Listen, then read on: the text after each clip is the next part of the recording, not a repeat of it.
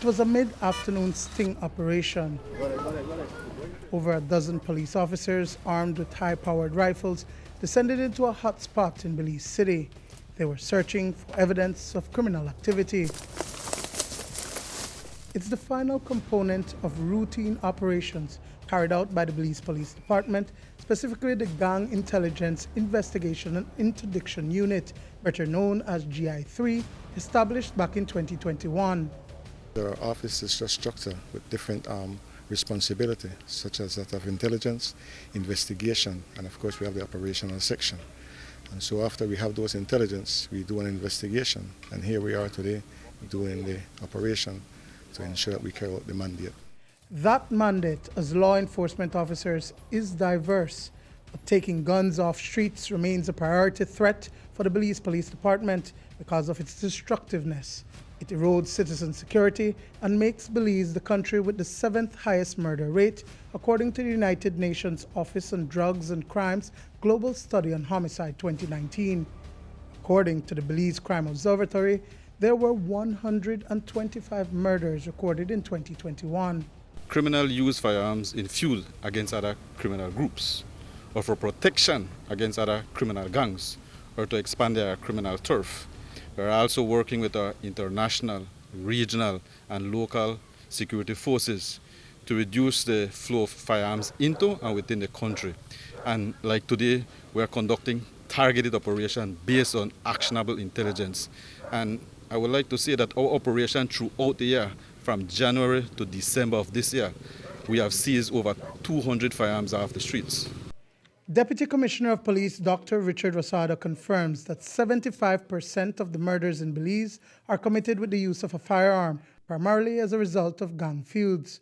Videos and pictures have and continue to be posted on social media platforms of nefarious characters toting firearms of differing caliber and destructive power, even prohibited guns. The police have used these images to level charges, but where do guns come from? It's not given much thought by the public. I would have no idea. You think they buy it at stores? I do not think they buy it at stores, no. Where do you think they get it from?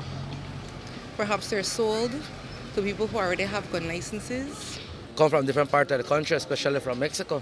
I feel like bad man get gun for police, because I feel like police affiliated with the bad man. So I just feel like they get it for the police. There are 44 companies who are in the legal business of selling firearms to persons who have acquired gun license vetted and approved by the Commissioner of Police.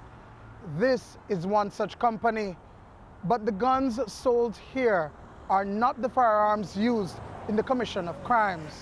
An overall trend that we see for the majority of crime guns that come into the forensic lab, they originate from either Central American countries, mainly the neighboring countries, El Salvador, Guatemala, Honduras, as well as Mexico and the USA. That's where the majority of the crime guns that we receive at the forensic lab originate from. What kind of guns are we seeing coming into Belize? The typical 9mm, are they prohibited firearms that we're seeing coming It's a mix. We have the common short arms, we have the prohibited firearms as well, we have the rifles, the long arms. So it varies. It's a mixture of the different types of firearms that come in. There are some that are of a military grade as well, right? Yes, those sometimes come in as found property. They're submitted as found property. Some of them are linked to large stashes of controlled substances as well, or some of the drug plane landings. So crime guns come to Belize already with a history in another country. So those ones, how they come in across the border, that's a question that investigators, along with Helper Customs, very much need to answer. So these are coming through legal points of entry? Both the legal point of entry and the illegal point of entry, so both ways. This trans-border issue is compounded with guns and ammunition coming into the country through legal points of entry. We sought answers from the Customs and Excise Department, but were refused to comment, saying that they needed to get legal advice on giving an interview. But that department, along with other enforcement agencies in Belize, was part of a regional joint firearm operation between Interpol and the Caribbean Community Implementation Agency for Crime and Security in 19 other countries.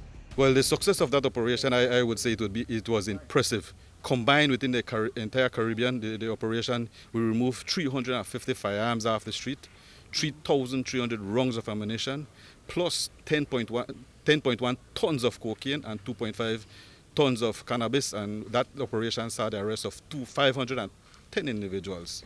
The gun law as it currently stands would see any ordinary citizen who is found with an unlicensed firearm or ammunition incarcerated at the Belize Central Prison. But through intervention efforts, gang affiliates have been surrendering their guns and ammunition without punity.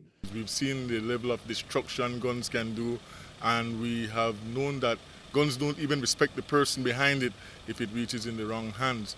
And so people from the community have been calling us, and they have been exposing some of the illegal firearms in their community. In fact, some of the community leaders themselves have been giving in some of these weapons. Most crucial is the impact of gun violence on families and the society. The murder of Duane Gabriel back in 2021 captures this trauma.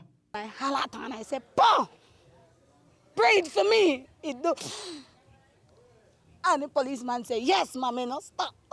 It's really hurtful because we see where our young people are now victims of these crimes, and we need to do more as a police department. And as a country, as family units, we need to protect our young people more. You know, and the reality is that you realize it could be your child. It could be your child. Because I could have sent my child to pick up that bird. And if it is because of the color shirt that he was wearing, whatever, or mistaken identity, whatever it is traumatic. Over 100 murders have been recorded so far for 2022. That's lives lost as a result of gun violence or illegal guns. The effort to remove guns from off the streets will take action from police and government agencies, but also from the public reporting any knowledge of illegal guns in their communities to Crime Stoppers Belize or any law enforcement. Duane Moody for News 5.